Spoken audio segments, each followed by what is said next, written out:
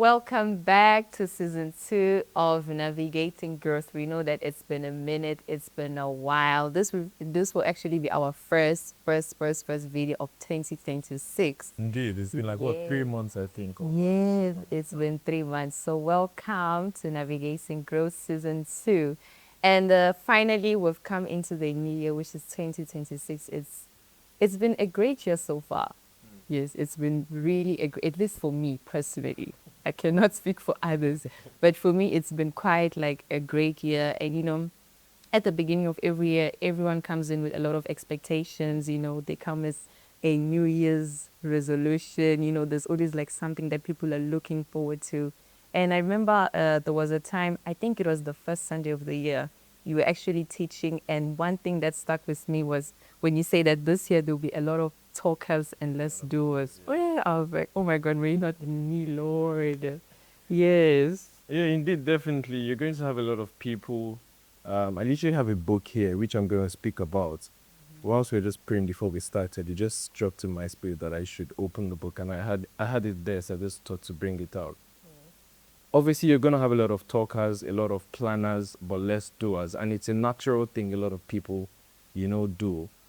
For example, last year when we started season 1, we just, jumped right in. We didn't care too much about anything. We planned, we had the first planning meeting. But we didn't leave it at planning. We then began to execute. We didn't even know we're going to have that episode with Apostle Lawrence Oyo.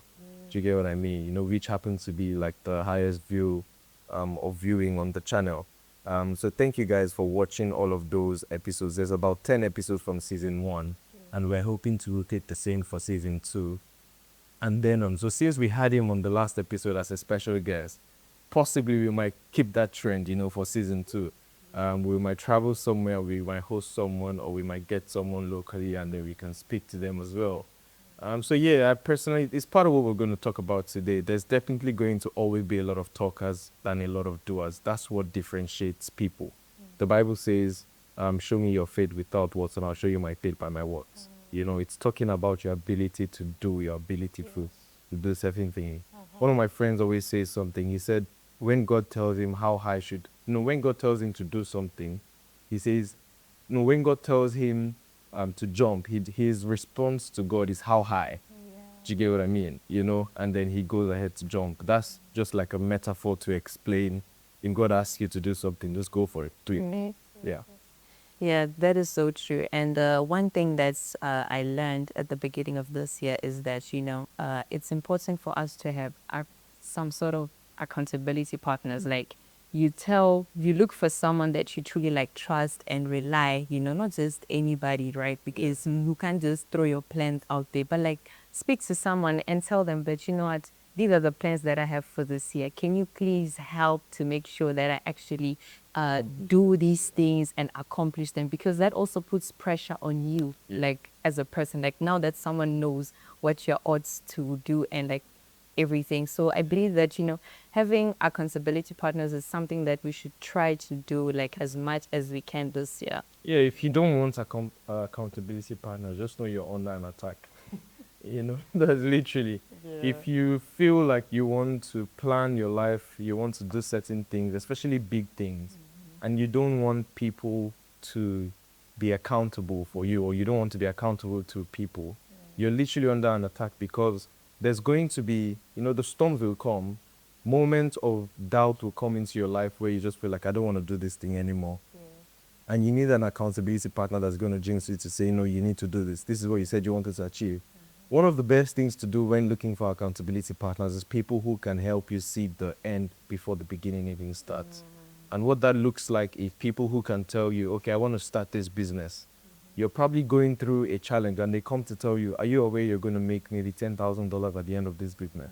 They've seen the end before the beginning. So stuff like that. So it's not just about finding anyone that will remind you, oh, you need to do this, you need to do this. You're probably not even going to listen to them. Many times it's also better to even find people of authority who can become like an accountability partner for you. But if you don't want to go that extreme, because it is an extreme, you can find your simple friends, people you have common things with, and one of the best ways is if you're also their accountability partner. So if they are pushing you here, you push them here. Do you get what I mean? So yeah, I think definitely accountability partners are a 100% recommendation for the new year if you do want to achieve great things, and you don't want to just be a talker or a doer. Yeah, that is that is so right. And one thing that people well, at least for me, one thing that's sometimes I struggle with is the fact that I can write certain things down and those things can seem to be not quite realistic. Like let's say that I plan to achieve a certain amount of money in my business and I look at my business and I'm like, how am I gonna do this, right? And I'm just inspired Yeah. to get there.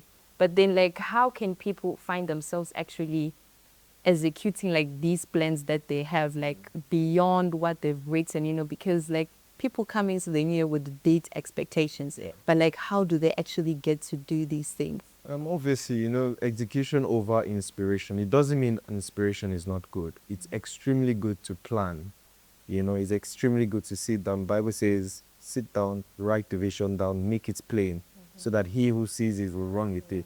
So, for example, like I don't remember what year this was, but this was when I first started YouTube. Even at the back, I literally put like the YouTube logo, YouTube, and. Then my name. And but out of this book, it's literally I started from the beginning and then at the end it's finished. But guess what? I didn't do all the ideas here because I was a talker. I wasn't a doer before. I would always overthink things. I would never sit down to execute. One of the things that actually made me not execute a lot was because I lacked certain knowledge to execute some of the great ideas I had. And I never went for the knowledge. One of the things that made me not execute was because I didn't have an image of possibilities. I didn't have someone I was looking up to see that they've done this, so I could probably even reach out to them and ask questions, and then they make things easier for me. Another reason was because I didn't have certain kind of resources, whether it's human resource, whether it's financial resources or materialistic resources in the sense of like equipment and stuff like that. And some of these ideas was really good, and I'm a perfectionist, so I'm that type of person that if I'm not going to do it well, then I would rather not do it. So all of those different things, my personality and stuff, like being a perfectionist, was also like a limitation for me. But then it comes to a point where you realize if you get to heaven and then God is trying to say to you, well done, good and faithful servant, he's not going to say that to you because you had great ideas in your head. He's going to say to you because you did it. It's not just by setting an alarm to say you're going to evangelize every week. Did you actually step out to do that? A great intention is different from execution. Yeah. Do you get what I mean? So I'm personally of the opinion, for example, one of the videos that I have here is a reaction of how people behave. I can't read my handwriting, imagine. But whatever it is I was trying to say, but I know I didn't do this video, and neither did I do this one on the next page. Probably from this book, it's filled up with a lot of ideas, 80 pages, a lot of ideas, 80 pages, 80 ideas. I probably only did 5 of those videos. Do you get what I mean, But then I've come to a different point where now I have lots of ideas, but I step out to actually do them. Whether it be in my personal life, in my career, in anything that I'm doing. I love to plan. Planning is essential because it gives you like hope for the accomplishments you're going to achieve.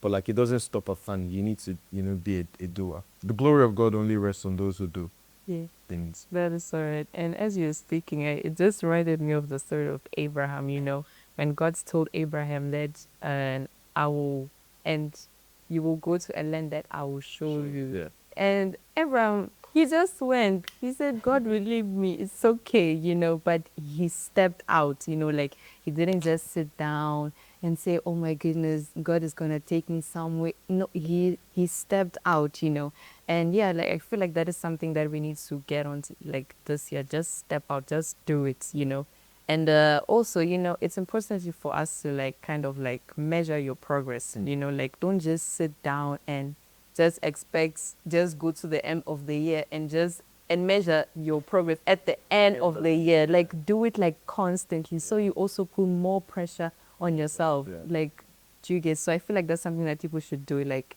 measure your progress like as much as you can. If it's weekly, do it weekly. Like let's say that you're trying to save a certain amount of money per month. So it means that you must measure that progress weekly. So you get to the end of the month and you have that certain amount of money that you're trying to save monthly. So it is important that, you constantly measure your progress, and even that accountability partner that you have, make sure that they also do that on your behalf, like how far. Have you gone? Yeah, exactly. I think you're right. Even when it comes to like your psychology, in terms of your personal improvement, because that's one of the things a lot of people lack. It's not just even about setting goals to like make money only or to become a better Christian, for example. But you also need to learn to set goals to become a better person. I always say there's a lot of wicked people in the world. There's a particular Bible verse I love to paraphrase. It says, "The heart of man is desperately wicked, always looking for bad things to do." Oh, So like you need to set clear goals. For example, we've got 12 months in a year. Let us imagine if you like to read books, for example, or you can read books. You could say you want to read 12 books this year. That just means one book every month. But let's imagine you're someone who doesn't like to read. You can say you want to read, say, 4 books in a year. That's one book in 1 quarter. 1 quarter comprises of 3 months. So one book every 3 months, or 6 books in a year.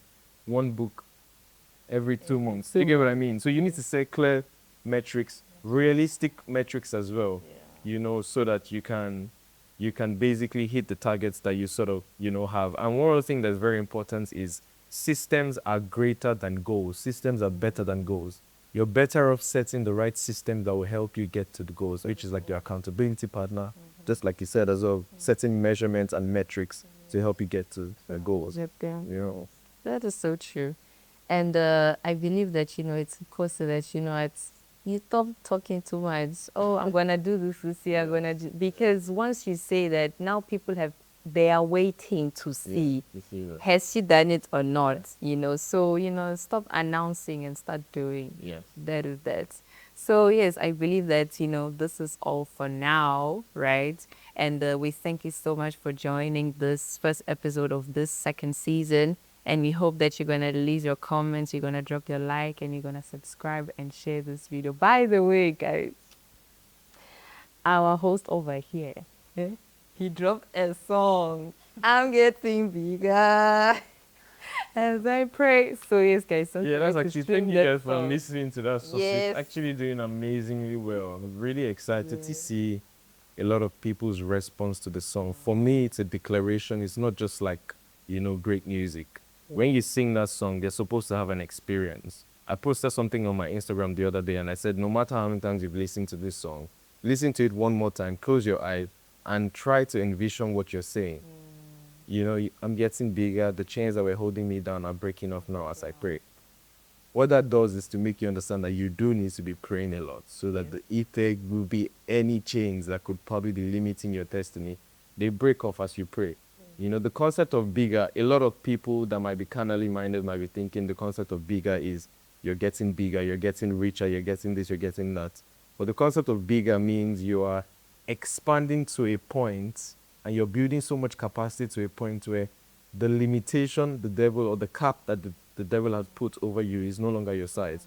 So it belongs to the older version of you, sort of thing. So yeah, thank you guys for streaming that. And also make sure you guys go back to watch all of the previous episodes that we have. It would help you go on this journey of, when we say navigating growth, we're not trying to tell you we are trying to navigate growth, even if we are as well. But it also has to do for you as well. So when you listen to those topics, you get to hear our point of view. And then leave your point of view as well in the comments. And I think we're going to start giving a good shout out to a lot of people. I think we should give a shout out to someone who was very supportive from the first season, Sarah. So thank you so much for the support and all of the effort you put into. I think we're going to start doing that moving forward every single episode. Have a great day, guys. Bye-bye. Bye.